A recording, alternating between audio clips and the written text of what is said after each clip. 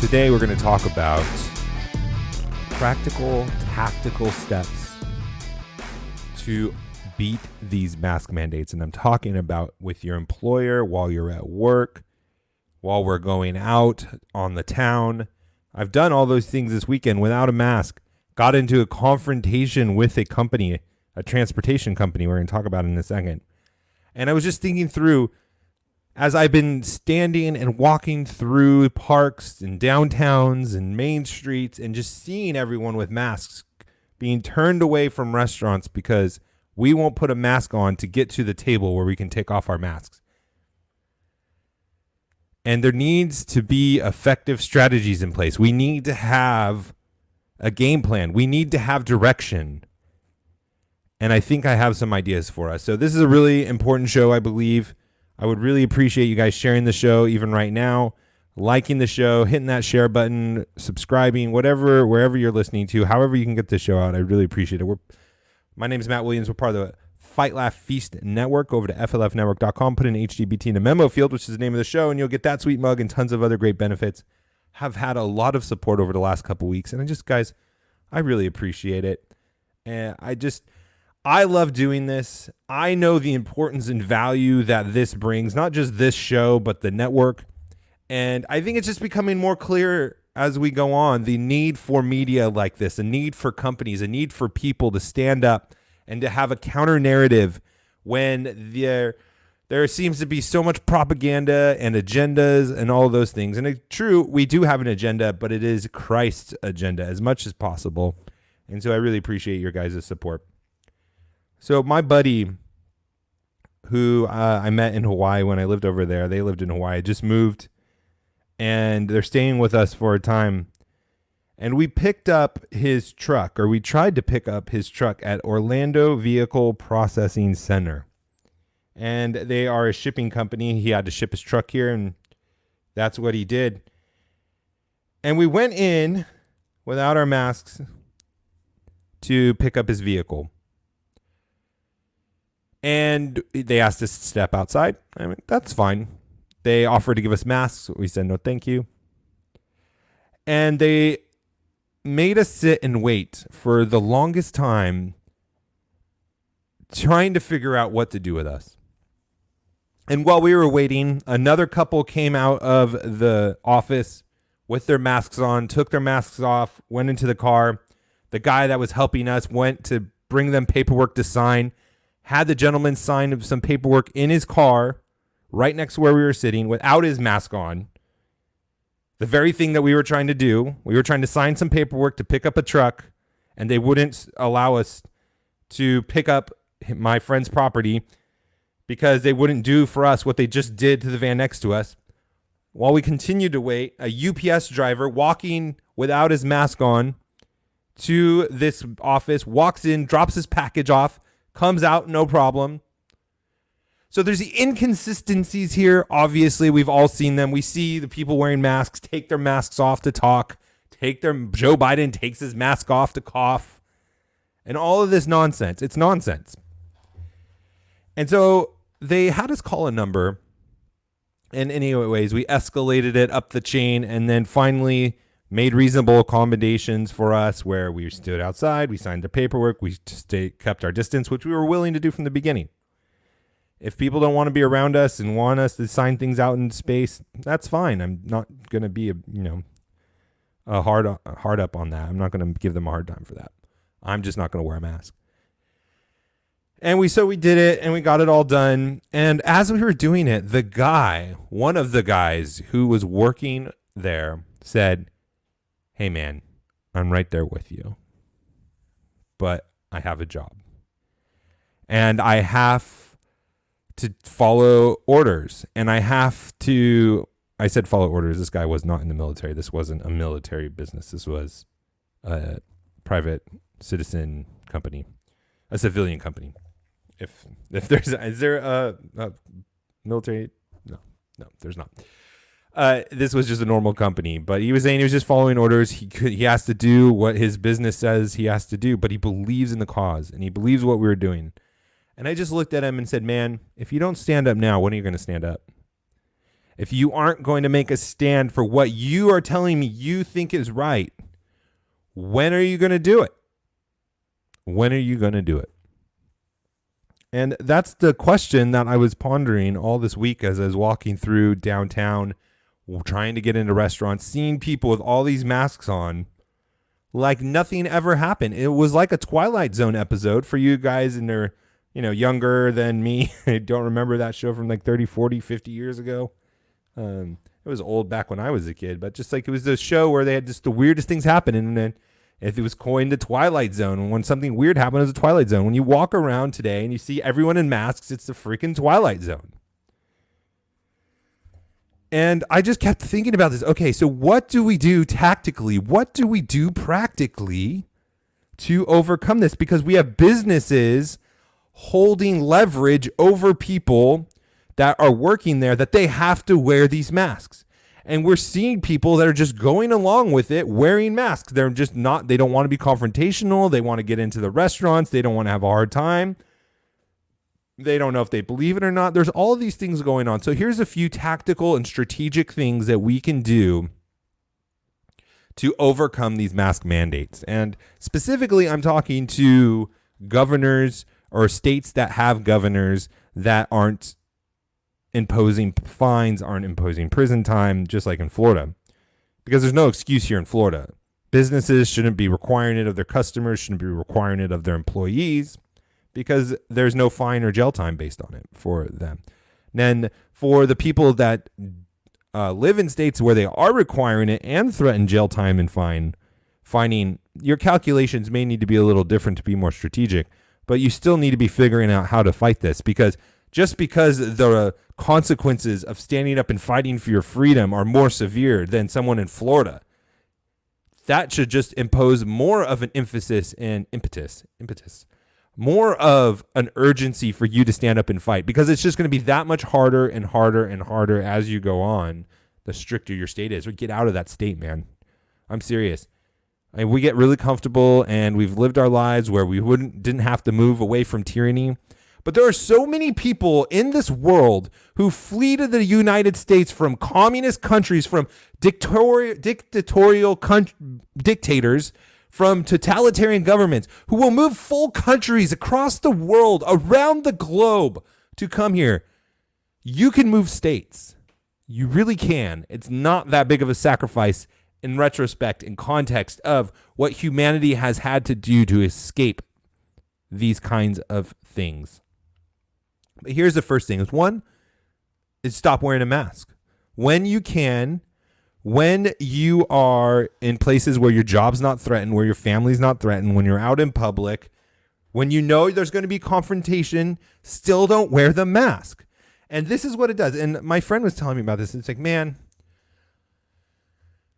this is so hard. And I'm like, but what we're doing is giving people courage.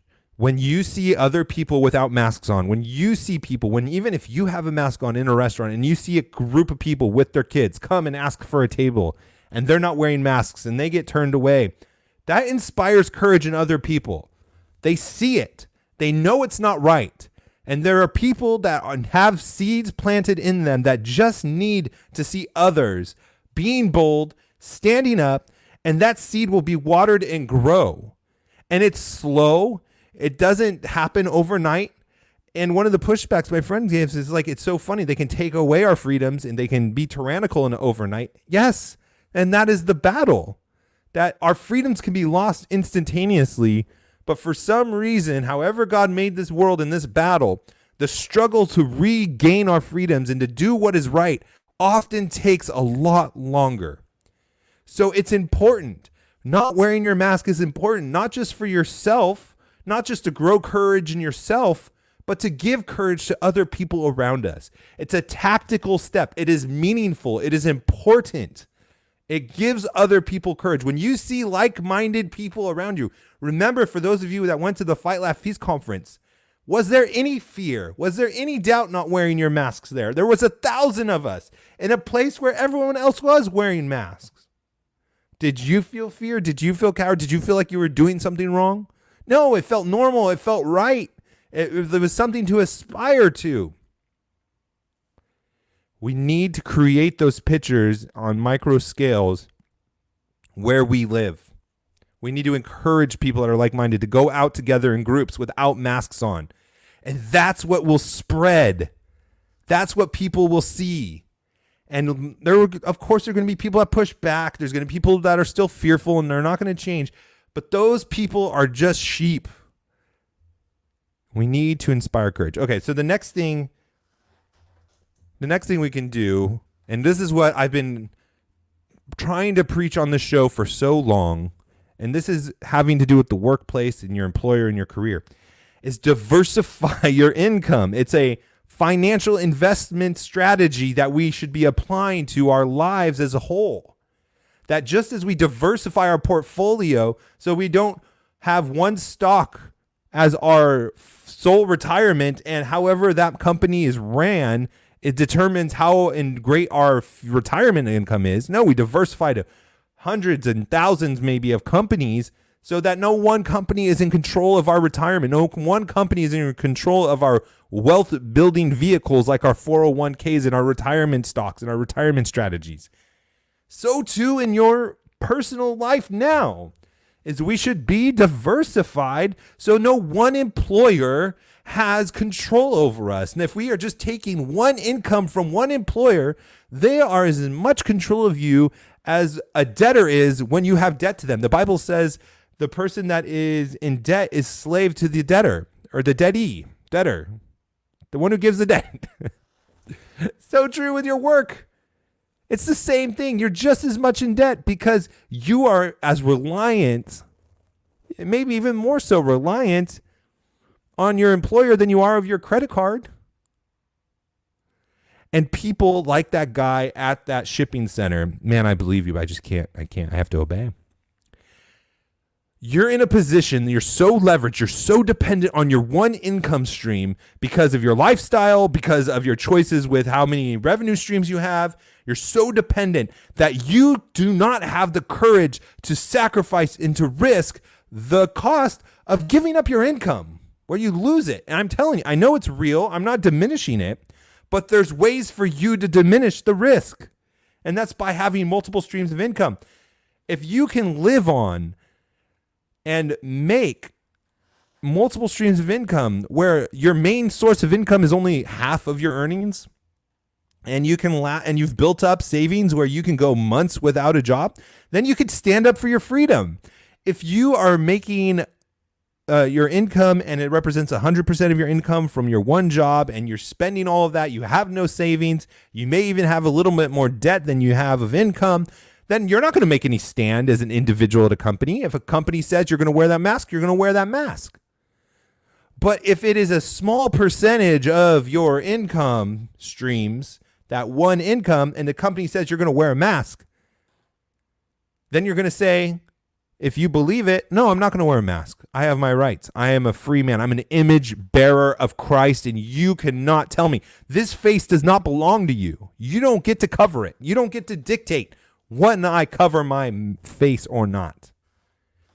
And you can quit, and you could make a stand, and you could make a pushback, and you could start fighting these battles, because even if they fire you or force you to quit or whatever it is, you still got other income streams going on. You have saved up that nest egg. You're not living beyond your means where you have time to find another job. So that's the way that you could do it as an individual. And if you are not at that point where you have diversified income, does this not prove the point that you need it? It doesn't mean you have to become an entrepreneur. It doesn't mean you have to get in financing. Maybe it means you start doing just working a second job. Maybe it means you start, building some things and trying to sell them on eBay or on Amazon or just something. You got to start doing something, because the less one person or entity has over the pie of your income, the less control they have over you. If you only get one income from one person, well, you're indebted to them. You're enslaved to them in some senses. The next thing, and this is going to be something that you guys really need to think about, is I'm sure there's a lot of you who in your break rooms, by the water cooler, when you're outside walking, when you're just texting, when you're just talking next to each other, agree that the masks are, and wish you didn't have to wear these masks. Servers, office workers, mechanics, wherever it is, Well, you need to unionize. And I don't mean unionize in the sense of becoming a union and having prevailing wages and all that stuff. I'm not talking about that. Although I'm not against unions per se. But I'm saying the same tactics they use of grouping together, collective bargaining. If your department comes together and says, we are not wearing masks anymore, your company is not going to fire you. They're not going to spend the money to replace your whole department. They'll make reasonable combinations. They'll try to negotiate with you. They're not going to report. They're not going to fire your department. They're not going to fire your group of people. And the bigger group of people that you guys can build as a coalition within your entity, the more effective and the more of a threat you are to the company. It costs so much more money for employers to replace an employee than to keep an employee. The costs are I think it's like triple the salary of an employee estimated on having to get someone else, having to hire them for more money and more likely, having to train them, lost performance, lost production. It's like 3 or 4x from what I remember. It's very costly and businesses are very aware of it. So you can start fighting back. No, we're not going to wear these masks anymore. They're actually a health risk to me. I can get bacterial infections. It traps bacteria. It is not safe for me to wear these. We're not going to wear them anymore. It's against my religious beliefs to cover my face as an image bearer of God. It's against the Constitution. You can't require these things of me. Actually, I don't know if it's technically against the Constitution to require you to wear those. That might be like a uniform thing. So I'm going to take that one back and I'm going to leave it in there. I'm not going to cut that out because I don't cut things out of the show. But these are the types of arguments that you can make. And the bigger groups that you have, don't miss this point. I hope you don't just dismiss me because I had to backtrack something I just said. The bigger groups you have, the more power you have. And it's time to start thinking like that and fighting back. So those are 3 tactical ways, 3 real life strategies that we can use today to fight back. And it has nothing to do with the election. It has nothing to do with Democrats or Republicans. This is on you. This is on me. So let's go be bold and let's be successful at fighting back these tyrannical laws. And we'll talk to you next. No, tomorrow. It's Monday. Happy Monday. I'll talk to you tomorrow. God bless.